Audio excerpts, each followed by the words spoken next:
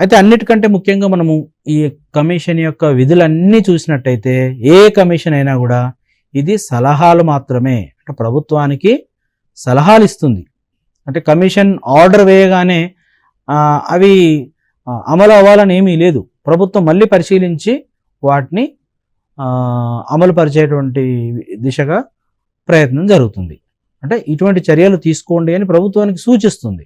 అంతేగాని నేరుగా చర్యల్ని కమిషన్ తీసుకోలేదు. ఎక్కడైనా ఘోరం జరిగినప్పుడు హ్యూమన్ రైట్స్ కమిషన్కి దృష్టిలోకి వెళ్ళినప్పుడు హ్యూమన్ రైట్స్ కమిషన్ ఏం చేస్తుంది, అక్కడ ఉన్నటువంటి పోలీస్ డిపార్ట్మెంట్ కానీ లేకపోతే ఇతరత్ర వేరే డిపార్ట్మెంట్లకు కానీ ఒక ఉత్తరం రాస్తుంది. సో ఇట్లా మా దృష్టికి ఈ సమస్య అనేటువంటి వచ్చింది, వారి హక్కులకు భంగం కలిగినట్టు వాళ్ళు మాకు రిప్రజెంటేషన్ ఇచ్చారు, దీనిపైన చర్యలు తీసుకోండి అని వస్తుంది.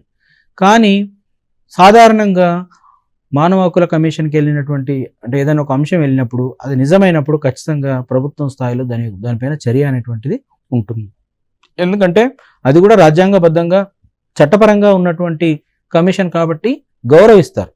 కాకుంటే కొన్ని అసంబద్ధంగా కూడా ఉంటాయి. కొన్ని ఆ కమిషన్కి ఒక ఫాల్స్ రిప్రజెంటేషన్స్ కూడా వెళ్తూ ఉంటాయి. అప్పుడు వాటిని వాళ్ళ దృష్టికి తీసుకెళ్ళి మన ప్రభుత్వానికి వచ్చినప్పటికీ కూడా అవి సరైనవి కావని కూడా తిరస్కరిస్తారు. కానీ ఓవరాల్ ఏంటంటే కమిషన్ అనేటువంటిది విధులన్నీ కూడా సలహాపూర్వకంగానే తీసుకుంటుంది.